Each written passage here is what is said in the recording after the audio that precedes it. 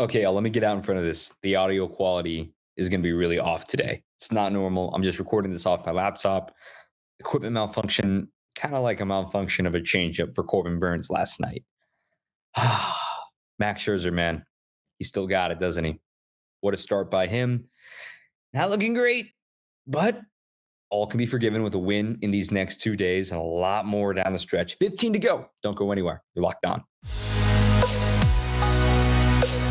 You are Locked On Brewers, your daily Milwaukee Brewers podcast, part of the Locked On Podcast Network, your team every day.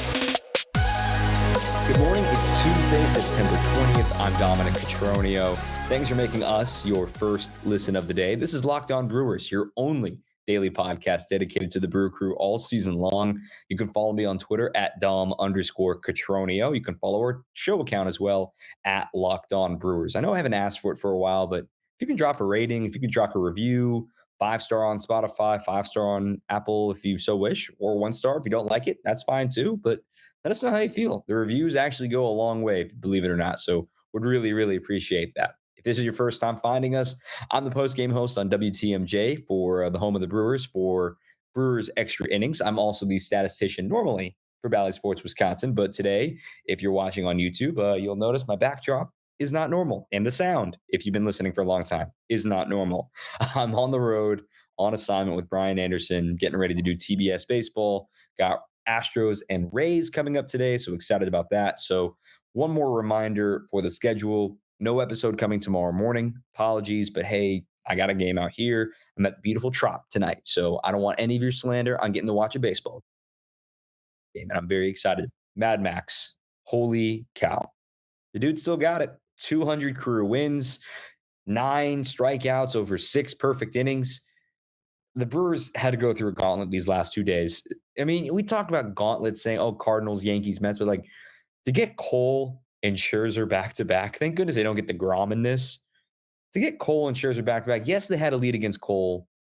Scherzer was on, he was fresh. They didn't want him to go past 70 pitches, it sounded like, so they didn't even bother sending him back out for the 7th inning. It didn't matter. It was already 5-0. You felt like you were out of it, but Radix made things interesting. What I saw from the Brewers and what I saw from that offense is they realized Max was on early. They were trying to swing early. They were trying to get in play, but it's Max Scherzer, man. I don't know how else to describe it other than the dude is good, right? The dude looked sharp, and the pitch count might have saved the Brewers, quite frankly, from getting perfect gamed. If Max was, ready to go in length for any means, this might have been a perfect game. I mean, his stuff looked that good, looked that sharp. And it wasn't like the Brewers were chasing all that much. They were swinging at strikes for the most part.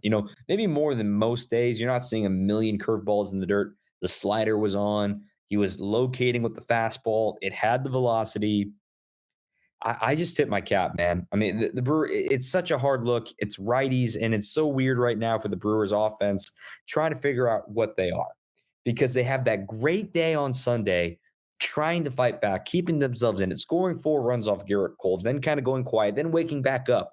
You know what's in there, but they couldn't find it again against Max Scherzer and the Mets. We can talk about Corbin Burnes here in just a second as well.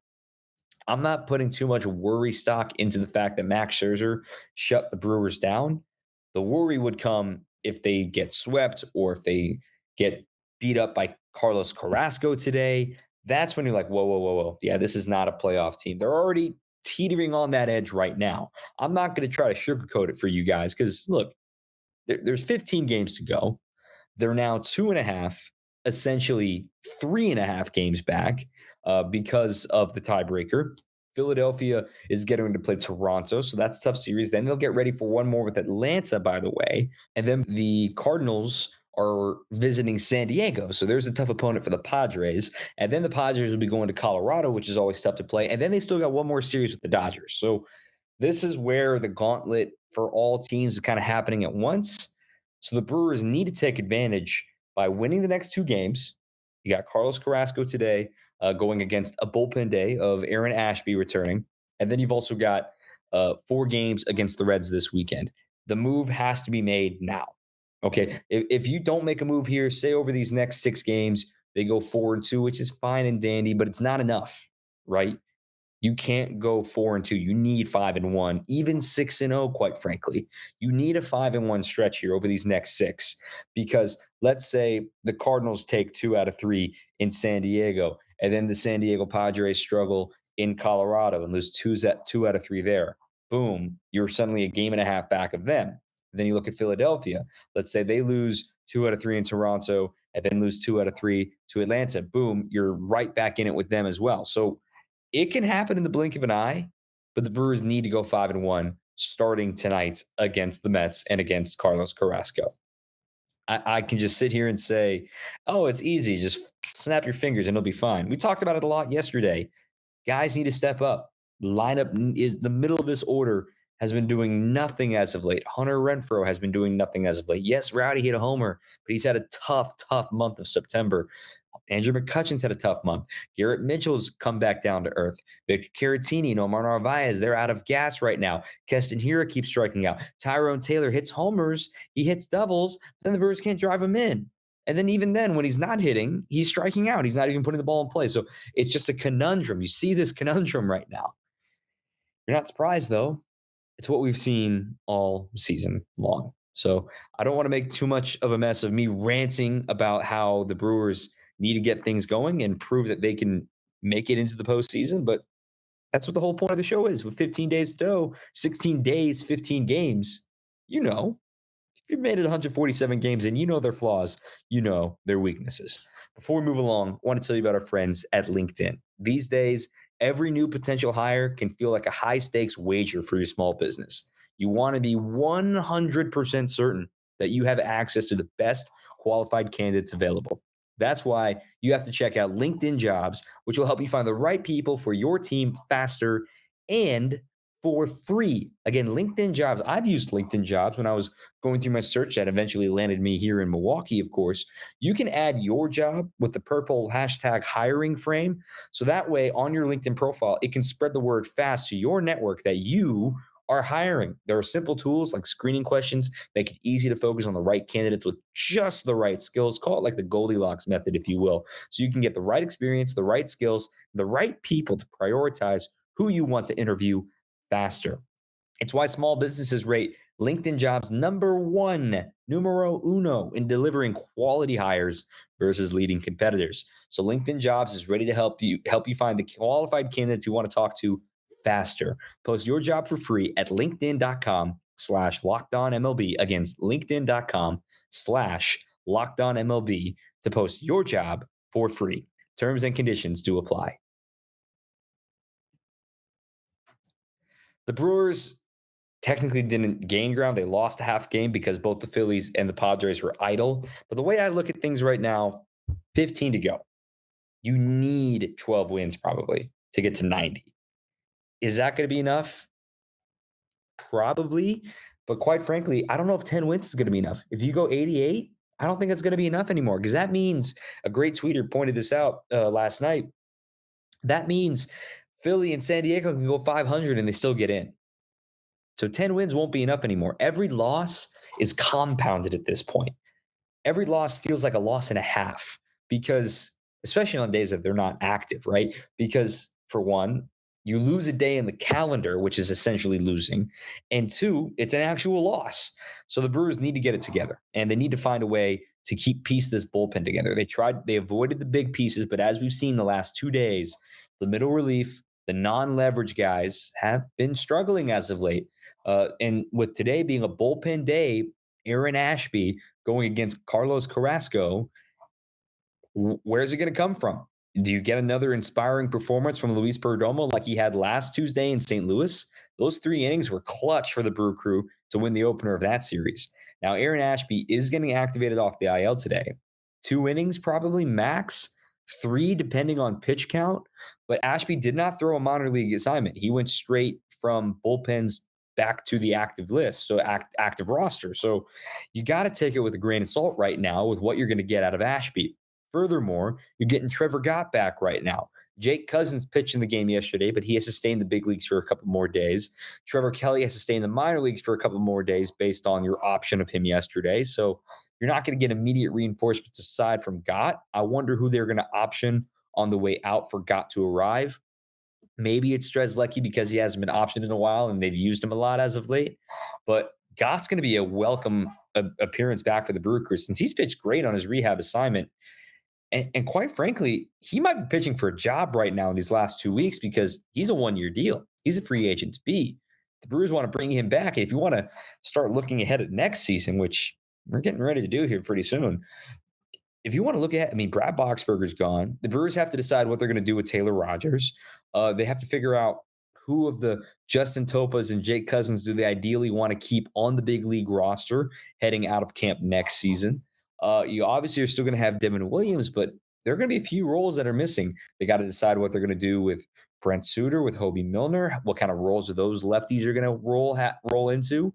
Do they convert anyone else into a reliever? Does Ashby become the swingman next year? There's a lot of questions in middle relief of this team next season that need to be solved in the next 2 weeks because a lot of them are about to walk, a lot of them are about to be free agents, and the Brewers, their strength is run prevention. So the guys that they like, the Trevor Gotts that they've made into a project and it's really worked out, the Jake Cousins who wasn't healthy all year, to be fair, trying to get his control back into command. It looked like his slider was on again yesterday. Now I'm just rambling about bullpen and relievers right now, but there's a lot to figure out. I'm not ready to say, oh, you need to get guy. Not at that point yet, but maybe seeing a guy in high leverage, if he makes or breaks a moment, could be what the Brewers want to see heading in the next season. Quick congratulations to Max Scherzer, though. I do want to talk about his start a little more in depth because we got to realize this dude's a first ballot Hall of Famer. I mean, I was looking at his baseball reference last night, over 3,000 strikeouts. He's now got 200 wins, one of the best strikeout rates in all of baseball history. He's pitched for multiple teams. He finally got that ring in 2019 and one of the best contracts ever signed. 3-time Cy Young Award winner, 8-time All-Star. He's had amazing strikeout to walk ratios his entire career. His strikeout to walk ratio is the 8th best in baseball history, 4.5 strikeouts to walks. The other thing with Scherzer is he's going to eat innings. I was impressed that he was able to finish 6 innings on less than 70 pitches because the dude throws strikes. 8-time All-Star. He was not an All-Star this year, which is shocking. But for Scherzer, because he was hurt, for him to bounce back from his oblique like nothing ever happened, it's amazing. You tip your cap. He's missed 3 seasons because of injury, though, to be fair, 2015, 2018, and 2020. But he's somebody that, man, when he's on, it looks unstoppable when he's going the way he is. You look at that Nationals contract from 2015 that he signed in free agency through 2021. A lot of it is deferred money, to be fair, but making an average of over 25 million a year over the life of the deal, that was good for 7 seasons. Money well spent. He won a couple Cy Youngs in that time, won a ring, and now with the Mets and Steve Cohen's money, he's on a bet on himself deal with 2 years, 86.67 million, getting 43 mil a year, and a player option for 2024 if he wants to keep on going. The dude is 38 years old, and he realistically pitch into his 40s. Now, he's a power pitcher still sitting mid-90s. Is that going to last? Who knows? But what I look at with Max Scherzer and the guy that's been able to figure out the breaking balls just as good as his fastballs in the big leagues, and as he's gotten older, figure out what works for him and what he needs to do to get his body. I see a lot of Brandon Woodruff, man, a flamethrower in his younger days, needs to learn how to be more pitchability, still making 94 look fast. Brandon Woodruff and even Corbin Burnes, I mean, granted, he's using the cutter, but both of those guys can draw inspiration for what Max Scherzer did last night for the Brewers to maybe figure out what they want to do in the future with those guys. Look, they're not a free agent until 2025, 2 more years of arbitration. Last year was each of their first year of arbitration. So you've got time to figure out what you want with those guys. But, I mean, Woodruff, he's been the most consistent pitcher on the Brewers this last year, at least in the second half since he came off the IL.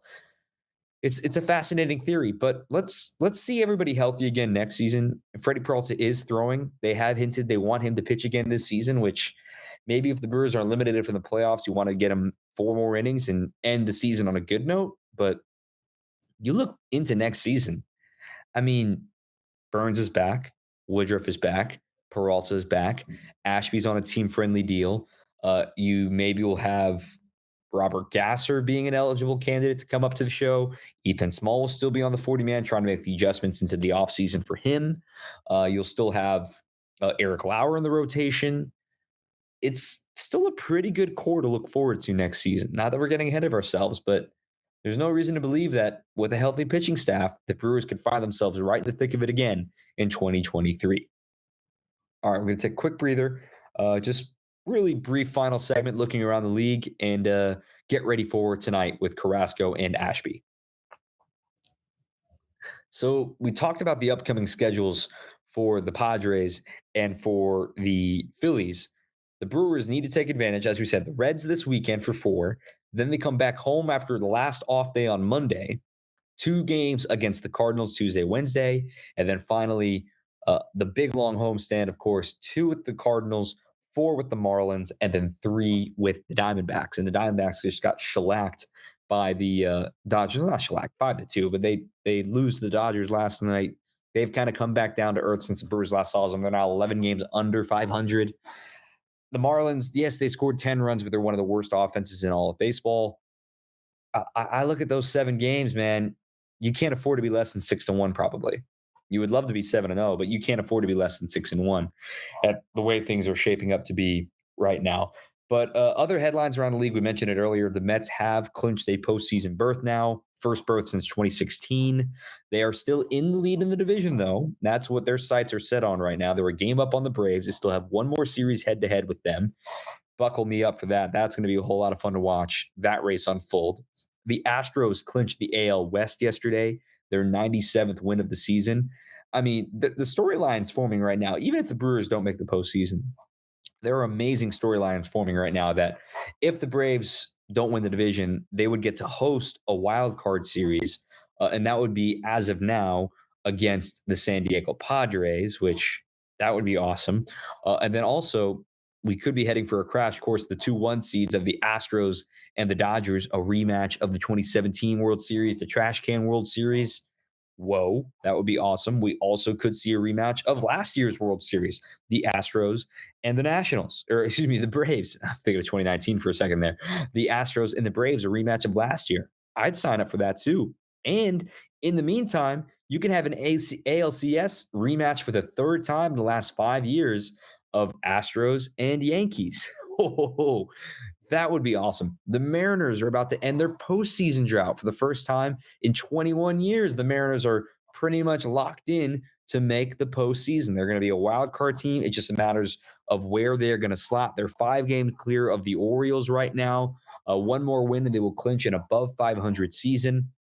The AL wildcard's fascinating. All 3 teams are separated by a game and a half right now, and Toronto currently has it. They have got white hot down the stretch here. Then the Rays are a half game up on Seattle, and then to be followed by those Seattle Mariners. If in case you're wondering about tiebreakers, Seattle has the tiebreaker on Toronto, but they do not have the tiebreaker on Tampa Bay. And the only wildcard team that would host would be the team in first. So they need to leapfrog Tampa Bay. If they end up tied with Toronto, they would get to host Toronto in a 3-game series in Seattle. And there's baggage with that too, because remember, Toronto, all of Canada, everyone in Canada loves the Blue Jays, which means Vancouver, just up the road from Seattle, for years and years and years, the Mariners would have to deal with an influx of Blue Jays fans every time Toronto comes to Seattle because everyone comes south from the border and watches the Blue Jays in Seattle.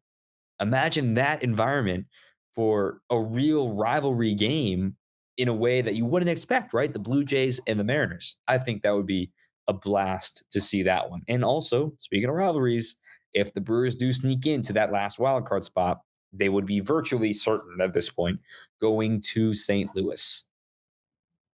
Man, that would be really, really fun. Carlos Carrasco going as the starter for the Mets tonight. The Brewers will be using a bullpen day with Aaron Ashby. Carrasco 15-6, a 3.70 ERA. He's really rebounded after being hurt for most of the season last year. It'll be his 27th start of the year as well. For Cookie, his last start is really his last two starts have been really good. Granted, like it's not very good teams. It'll be his first time facing a playoff team since August 15th against the Braves. He left that start after only 2 innings. He had 4 hits, 3 runs, 2 homers, a hit batter, and a walk. He's been striking out guys as of late too, but I wonder how he's going to react to actually facing a better team than the Pirates and the Marlins and the Nationals. And he allowed 5 runs against the Nationals earlier this month. Brewers need to get to him early and often because, look, he's a guy that once he settles in and finds that slider, he's going to dominate you. And for him, if you want to look at the early innings of the game, in the first inning, the opponents are hitting 296 off of him with 4 of the homers he's allowed in the first inning and an 841 OPS in the first. So that's where you got to get Cookie Carrasco tonight. Now, a 290 average in the third isn't too shabby either, with 3 homers allowed in that inning. So the first time through and the second time through have really been big against Carrasco. And we don't think Ashby's going to really go longer than 2 innings. And then do you go to Perdomo first? Do you go to Suter after that? Do you stick with the lefty going with Suter, left on left, given they set the lineup, or do you immediately flip it? A lot of questions to be had for Craig Counsell and the way he's going to handle this bullpen game today. Okay, that's it for this one. Real short one. Apologies for the audio quality in this one. No episode tomorrow. Be back for an episode first thing in your inbox on Thursday morning as well. Thank you for everybody who's listened. You can follow me on Twitter, Tronio. Follow the show account at Locked On Brewers. I won't be really tweeting much tonight, of course, since I'll be at my game with the Rays and the Astros. Until next time, keep on swinging. You are Locked On Brewers, your daily Milwaukee Brewers podcast, part of the Locked On Podcast Network, your team every day.